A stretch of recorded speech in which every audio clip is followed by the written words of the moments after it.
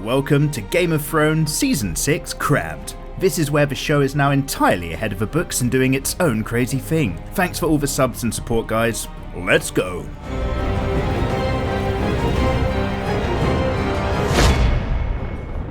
A chill pre-dawn at Castle Black returns us to the body of Jon Snow, still dead, and Sir Davos makes the discovery with the last of Jon's mates who all hold up in one of the towers. Melisandre visits and despairs, while Sir Thorne and the traitor council take charge of the Night's Watch, claiming to still be loyal to the cause against the wildlings. Davos sends away Dolorous Edd to get help and delays Thorne and his men from coming to kill them. For now. He's hoping the Red Woman can help, but we discover her true vulnerable crone form as she seems to lose hope in a moment of weakness. Ramsay Bolton mourns over the body of his crazy dead girlfriend before having her fed to the dogs, and his father Roose warns him that without retrieving Sansa Stark back to Winterfell, he won't be of any use as heir to the North. She and Theon struggle in their freezing escape, knowing that it's better to risk death before going back. Theon tries to lure away the pursuit, but both are caught. However, Brienne charges in on horseback with Pod and a fight ensues. It's a grim affair in the cold, but they both prevail with a little bit of help from Greyjoy. And as stubborn as ever, the Lady of Tarth tries once again to swear herself into Sansa's service. This time she accepts. Down in King's Landing, Cersei and her new haircut are excited about Princess Myrcella's return from Dorne. But joy turns to ash as Ser Jaime brings in her corpse. She later recounts the witch's prophecy of losing her children, now that the only good one has died, but Jaime remains a rock for his sister.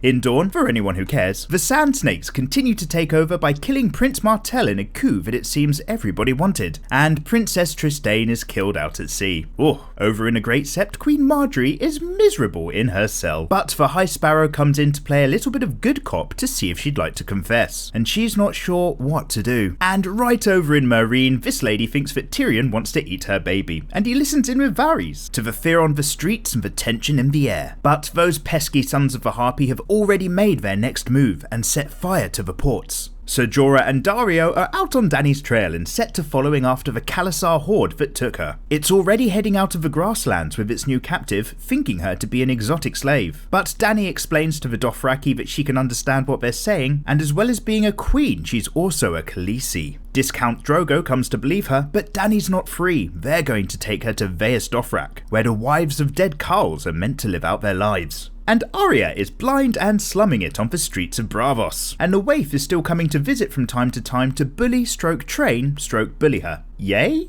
The three-eyed raven, now played by Dr. Kynes, continues to teach Bran to see into the past, and they watch his father Ned as a child among his own siblings, including Ned's sister Lyanna Stark. And oh look, it's a young Hodor who knows how to talk. But that's enough reminiscing for now, because it's back to the living amongst the ancient roots with Hodor and Mira. She's a bit bummed out by the death of her brother and being all cooped up, but one of the children of the forest implies that Bran will need her in the war to come. And time's up, because Sir Alliser Thorne has come to kill the last of the men loyal to Jon Snow. But Dolorous Edd has rallied the wildlings that Jon saved last season, and they take the castle with minimal force before the traitors surrender and get thrown into the cells. Tormund is sad to see Jon go, but Sir Davos convinces Melisandre to try to use her red powers to return him back to life, just like Thoros of Myr did with Beric Dondarrion. It's not her speciality, however, and Jon very much remains dead.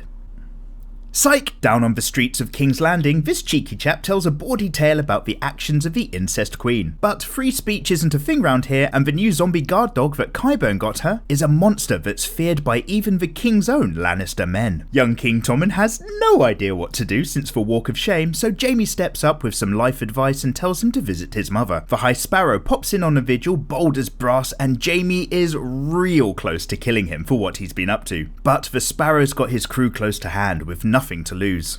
Tommen takes his Uncle Daddy's advice and visits Cersei to make amends. She's pretty broken up and distant, but Tommen knows that he's not been strong and wants her back on his side. News in Meereen is that both the cities of Astapor and Yunkai have been retaken by the slavers. Tyrion argues for the dragons to be unchained and pops down for a visit. Now they don't burn the hand that frees them, thankfully, but Tyrion knows when he's been pushing his luck. Arya is continuing her blind beating sessions, but refuses to give in when Jaqen H'ghar offers her a lovely life with her sight restored. So instead she's taken back in to the Temple of Black and White. Lord Roose Bolton is still not happy about Sansa's escape, and Fat Walder has just given birth to a new heir. So Ramsay just cuts his losses and kills his father to assume command of his house, and then kills off his stepmom and the baby competition by having them torn apart by dogs. Brienne tells Sansa that she saw Arya out and about on her travels back in season 4, and reconfirms with Theon that Bran and Rickon are also alive out there somewhere. They're gonna go to meet up with Jon at Castle Black, but Theon wants to return to the Iron Islands, where Yara Greyjoy thinks that it's time to finally give up invading the north because they've lost all of their captured castles and they're only really formidable at sea. Her Lord Father disagrees, but outside his brother has returned from sailing across the world. Euron Greyjoy. He's got big mad person plans and he can't be doing with any family in his way.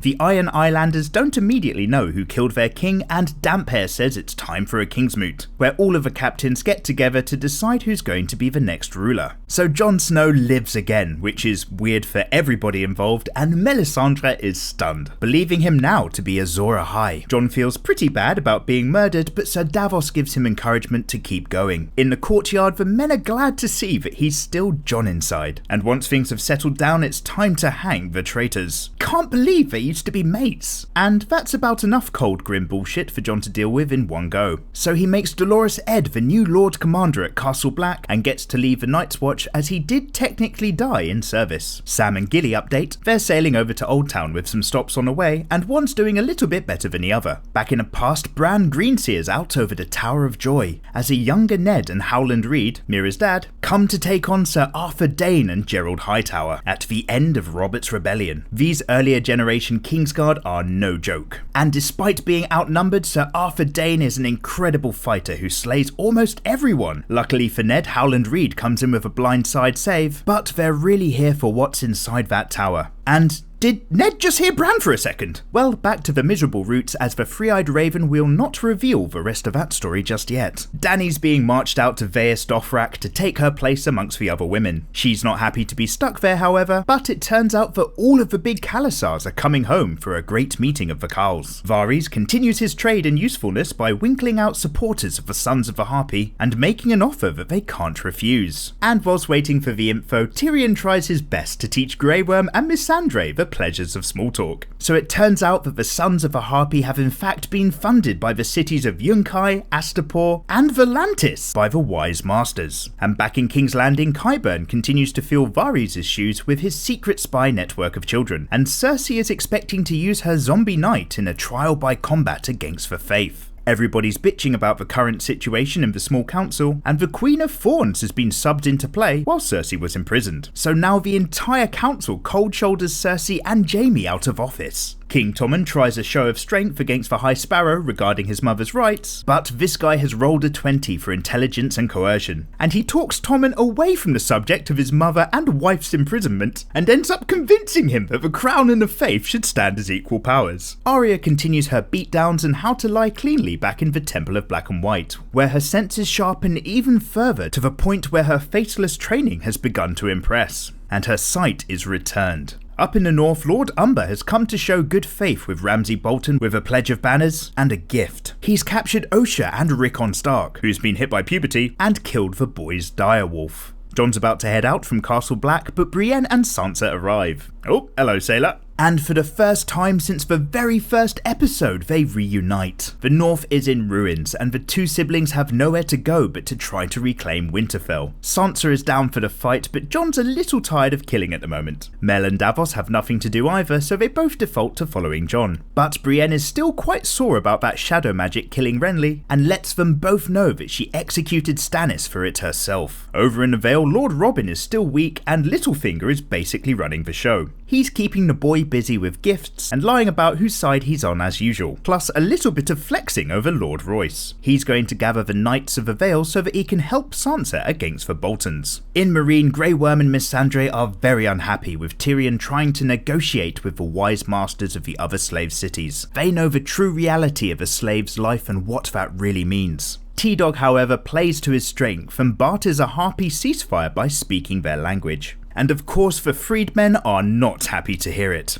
In fact, no one is, because having not lived here for long, Tyrion does not truly know what the masters are like. The Dany fan club track her all the way to the Temple of Vadosh Khaleen, and Daario discovers that Ser Jorah is operating on limited time. Vadosh Khaleen tried to explain the wisdom that they dole out to the other Khals, but Dany is still playing hard to get. She doesn't want to escape from the city, however, but instead plans with her boys for something a bit more impressive. So at the meeting of the Khals where they decide what to do with Dany, she in turn decides what she's going to do with them, and pulls out the old Targaryen fireproof trump card by burning all of the Dothraki leaders alive whilst doing her best impression of Sephiroth. No point in fighting an argument like that, so now the Dothraki have a new queen. Damn, you've come a long way, girl. In the Great Sept, the High Sparrow tries his hand at turning a worn-out Queen Margaery over to the faith with a story about his own sins back in the day. And after a visit with her brother Ser Loras in miserable condition, Margaery realises that they might have to change tactics. Cersei checks in on Tommen, who is still weak, and discovers the High Sparrow is planning another Walk of Atonement, this time for Margaery. Tyrell and Lannisters finally see common ground and get ready to take down the Faith militant by force, even at the risk of civil war within the city. Oh, and Theon makes it back to Pike and the Iron Islands. Yara is disgusted at what he's become and the declined effort to rescue him in the other season, but with their father dead, Theon thinks that his sister should be the one to rule the Iron Islands. In Winterfell, the new Lord Bolton seems to like Osha's cheeky tongue, but he's always playing games with people, and despite her efforts to kill him, Ramsay is one step ahead of her play. Up at the wall, Tormund is giving Brienne his sexy face, but Jon and co receive word that Rickon is now a Bolton captive, and that Ramsay plans on all sorts of torture. So Sansa urges Jon to rally the North and the Wildlings together to fight. In fact, Sansa's still getting letters from Littlefinger for secret meetings in Molestown. These two ladies are not happy to see him since he coerced Sansa into marrying an abusive monster, but Peter Baelish still wants to be useful to her with his army of the Vale, and word on the street is Brynden Tully has retaken Riverrun. So Jon is Ned's bastard son, asterisk, and Sansa has the Stark name. Between them they could rally the North against the Boltons, but they will need the Tullys of Riverrun to get as much help as possible. With her blind training and sight restored, Arya is pretty badass, and almost goes toe-to-toe with the waif who's still trying to break her. Jaqen H'ghar tells her the history of the first Faceless Men, and that they actually founded the free city of Braavos from behind the scenes. It's time for Arya to have her second chance as a faceless man, her target this time being an actress. There's a great but somewhat inaccurate play about the recent Westerosi events that kind of hits a raw nerve. So undercover Arya plans to poison the actress's rum. But she still asks questions, and Jaqen reminds her that death comes for the good just as much as it does for the bad. This time the Three-Eyed Raven takes Bran deep into the past, to a time when the children of the forest were still plentiful across the land, and the moment that they used their magic powers to make a new creature to help fight the invading armies of man. The children of the forest were the very ones who created the White Walkers, but it was a weapon that they could not control. Later that night, Bran green sneaks back into the same place, but now it's a present-day winter bastion of the undead. The White Army seems to await instruction, but the Night's King himself is able to actually see Bran and spikes him, leaving a real-life mark and enabling the others to now attack the safety of the tree caves.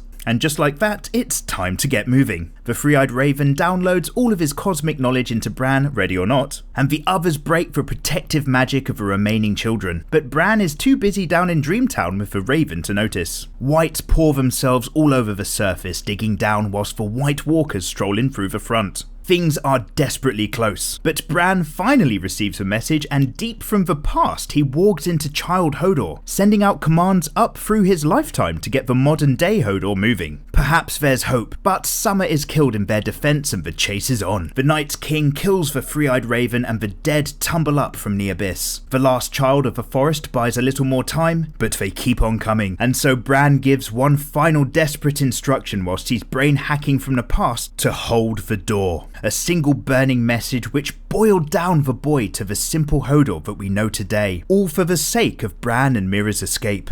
It's the Kingsmoot on Pike, where everybody wants to be the new ruler. Yara Greyjoy is good at rallying the captains, and Theon the male heir further backs her play. But crazy Uncle Euron Greyjoy is back from his travels to claim the Salt Throne. His speech is better than hers, and he's also heard that the Dragon Queen is doing well overseas, and plans to unite their power. So just like that, he's inducted, and made their new king. Yara and Theon, however, are smart enough to realise they'd best leave before Uncle Euron can murder them, and they manage managed to take the best part of a fleet with them. For a third time, Dany has to decide what to do with Ser Jorah, but the grayscale has made the choice for both of them. So she commands him to find a cure for the incurable and then return to her side. That fragile piece that Tyrion made appears to be holding in the streets, but he needs to bolster the public opinion of Daenerys by enlisting the support of the Red Priests. Fortunately, they are already on board with the Mother of Dragons and are even able to disturb Varys, who despises sorcerers. Mira is still dragging Bran through the cold, and he's still in the past absorbing all of the knowledge of everything that's ever been taking place in the series. Once again, they're about to snuff it, but Cold Hands makes an appearance and fights the dead with a flaming chain mace. Come with me if you want to live. This guy is Uncle Benjen Stark, lost and killed beyond the wall in season 1. But before he turned into a white, the Children of the Forest found him first,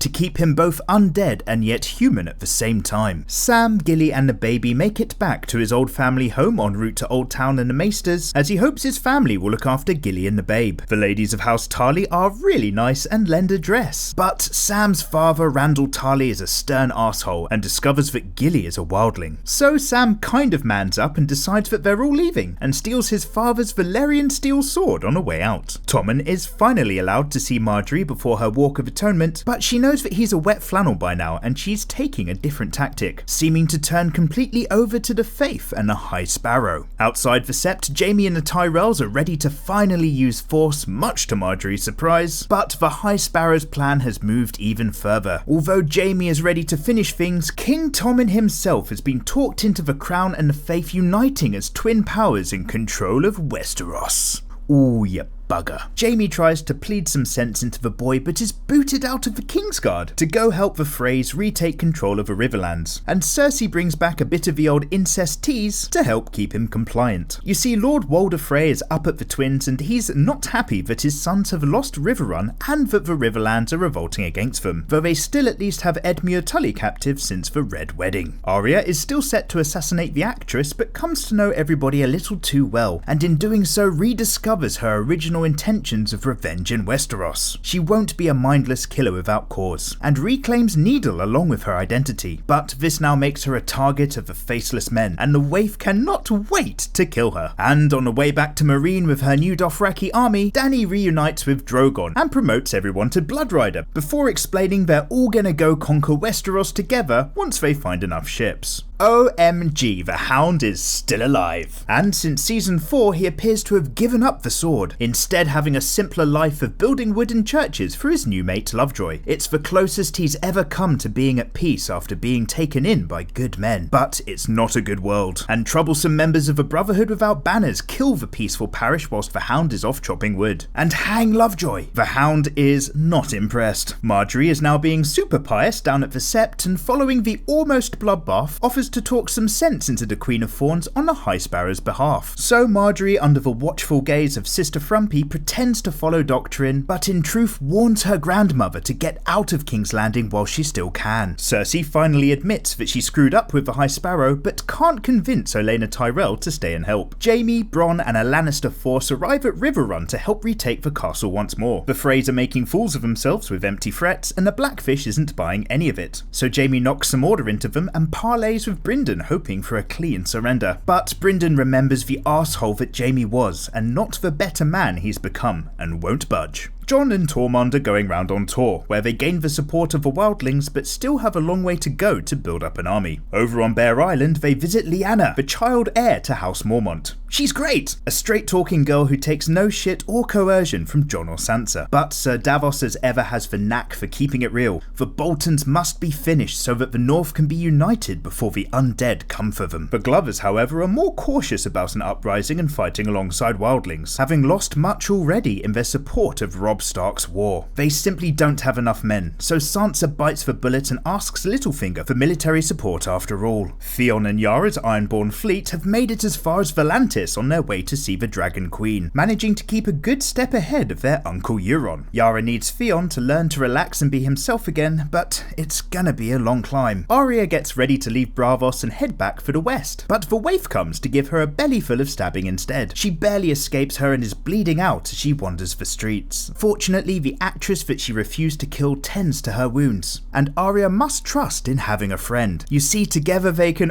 nope, too late, the waif has killed her. So it's run for your lifetime as Arya seems to completely forget that she's been stabbed in the stomach, and the waif pulls her best impression of the T-1000 whilst Arya's mostly tumbling down in defense. However, the girl returns to where she's kept Needle and uses her blind training to turn the tables in her favour. So it's one more face to add to the collection back at the Temple of Black and White, and Arya explains to Jaqen that she quits. It's time to go home. The scum that killed Lovejoy's parish don't last long, having reawakened the Hound, and they each get a taste of his axe. But there's still one more to go. However, it looks like Beric Dondarrion and Thoros are about to beat him to the punch, as far as justice is concerned, but they hash out a compromise and the Hound joins the rest of the Brotherhood for lunch. There's an evil coming from the north, and they urge him to join in the fight. Varys is heading off to prepare Westeros for Dany's eventual return, whilst the peace on the streets is still holding, and Tyrion tries to teach his dull friends to enjoy a drink. And God bless him for the effort. However, the former slaves were right, the peace was just a lie, and the armies of the wise masters have come to reclaim their property. The Faith Militant have come to fetch Cersei on behalf of the High Sparrow, with Lancel Lannister at the head of the gang. Well, it's time for a little violence, just to make a point, and Cersei will come when she's good and ready. There's a royal announcement, and Cersei is kept at a distance from her son as he announces not only the date of her trial, along with Sir Loras, but also that trial by combat is no longer a legal option. It's another move by the Sparrow to destabilise her position, but Qyburn has been investigating another more drastic option on her behalf. Brienne reaches Riverrun and the siege to talk with Jaime, and Bronn is happy to see an old familiar face in Podrick from back in their days working for Tyrion. The Lady of Tarth reports him both crossing Arya and returning Sansa to safety, and that she's come for Brynden Tully, which technically puts them on opposing sides. She wants the Tullys to march north, and Jaime wants them out of Riverrun, so it could still work. But he won't take back Oathkeeper. That sword now belongs to her. So she treats with Brynden, and it's stubborn versus stubborn for a while, but the man will not abandon his home. Jaime in the meantime tries another tactic and treats instead with captive Edmure, convincing him into a peaceful surrender. So he returns the actual Lord of Riverrun back to the castle, where he outranks the Blackfish and can order everybody to surrender and open the gates. It's a near bloodless victory, but whilst Brienne and Pod escape by boat, Brynden Tully dies off camera fighting the Lannisters, and Jaime and Brienne part ways once more. It's a fiery siege against the pyramids of Meereen, and things aren't looking good, but Dany flies straight in on Drogon to ask why her city is currently being set on fire. Meereen looks like it might fall to the siege, and Tyrion is having a tough time selling the actual good that he's done here while she was away. Dany speaks of payment in blood, but Tyrion reminds her that the Mad King Aerys planned on burning his own city to the ground with secret wildfire caches, and that she might want to make a smarter tactic. So terms of surrender are opened up for discussion with the wise masters, but there's been a little confusion, as Dany isn't discussing her surrender, but theirs. And now it's time for her dragons to shine with air superiority whilst her Dothraki horde reclaim the streets. The Slaver forces are mostly incinerated at sea as the tide of a battle turns very quickly, and Grey Worm finishes off the worst of the wise masters. It's parley time outside of Winterfell as the Starks meet the Boltons, and Ramsay knows he has the superior force and position. Jon tries to goad him into single combat, but Ramsay doesn't give a damn. That night, Jon plans for battle and hopes to save Rickon, but Sansa knows Ramsay, and knows deep down they will never get their brother back, and that there's always a sick game plan up Ramsay's sleeve. But Jon doesn't heed her counsel. Melisandre has been keeping relatively quiet these days, and Sir Davos discovers the exact spot where she had Princess Shireen burned alive. Oh dear. Theon and co have made it to Meereen, and Tyrion seems to misremember just exactly who is mean to who. Dany is curious to find a potential queen of the Iron Islands before her, with 100 ships as well as the captured Wise Master fleet. These ladies seem to get on, and Yara warns that Euron is also building ships to come over with a proposal of marriage. So reaving and pillaging is now out for the Ironborn, but other than that, Dany is happy to have them over to her side. It's the grey dawn of battle, and Ramsay's first move to goad Jon is to play pin the arrow on a Rickon. For some reason, the lad doesn't strafe from side to side whilst he's running, so he basically gets what he deserves. But it's lured Jon out of position in a rescue attempt, however, and things look grim. But his own forces charge out and clash with the Boltons just in the nick of time. It's pure battle chaos with arrows raining down in different volleys, and Jon cuts down whoever he can find in the carnage. From afar, Ramsay fires arrows onto friend and foe alike, whilst Jon is in the thick of it, and mountains of corpses pile up in the kill zones. Dragons. Then Ramsay sends in the Umbers, while the west of Jon's wildling forces also join the battle. These Umbers under the Bolton banners are trained and organised spearmen with a shield wall, and the surrounded forces cannot break through. It's looking bad again as they are slowly whittled down and panic ensues, suffocating Jon in the throng. But just as all hope looks to be lost, the armies of the Vale sweep down thanks to Sansa accepting Littlefinger's help to her side. The last of the enemy is destroyed, and Ramsay runs back to Winterfell with Jon and co shortly behind. The gates are barred, but Jon has a giant who sacrifices everything to breach through. The castle is taken, but Ramsay continues to be a grade A dick, until Jon beats the shit out of him in the courtyard, and Sansa gets her payback by having him tied to a chair and fed alive to his own dogs. It's a fitting end, but Sansa is a harder lady than she used to be, and stays a little to watch. The cost was dear, but once again the direwolf of the Starks hangs at Winterfell.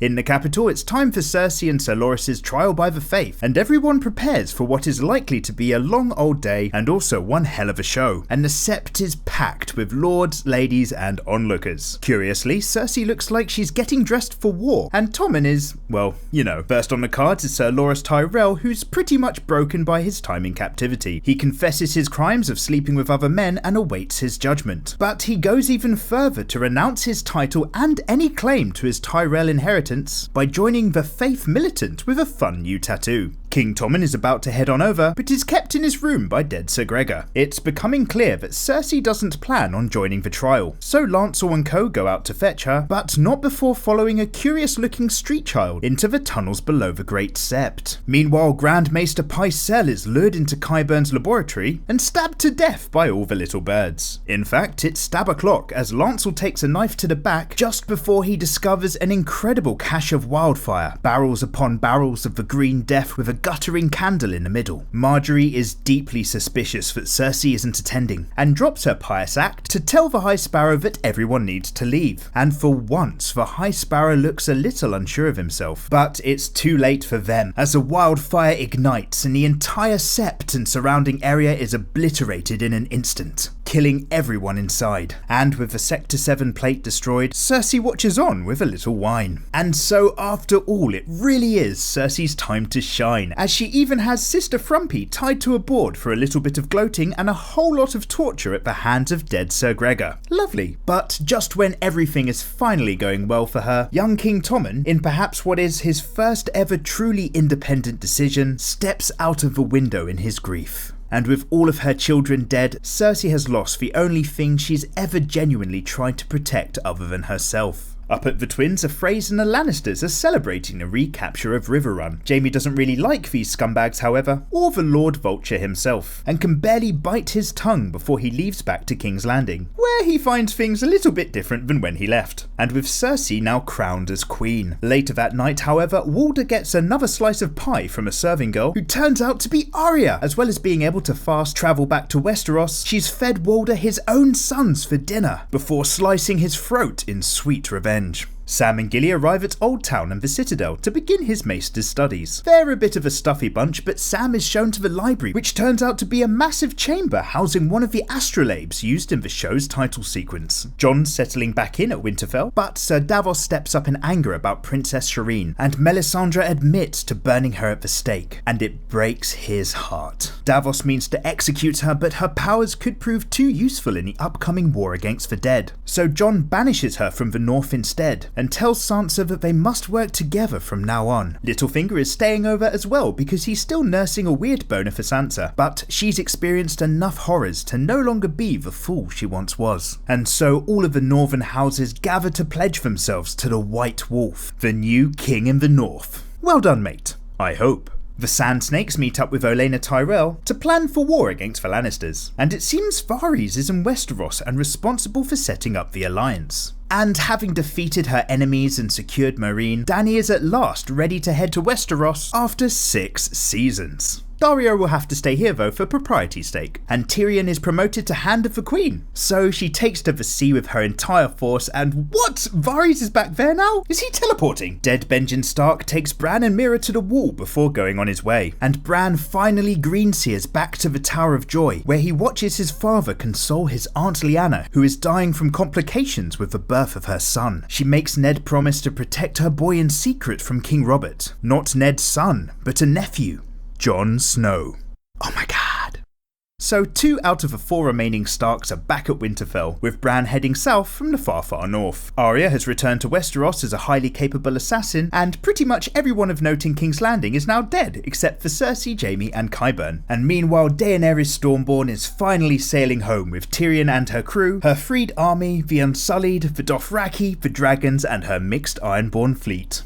Wow, so thanks a lot for watching everyone. Making these crams and stitching together the video footage takes forever, so a great big thank you to everyone who's hit that subscribe button and left me comments and feedback. I've been reading all of them and it's greatly appreciated. So subscribe if you haven't already, and I'll see you next time. Take care.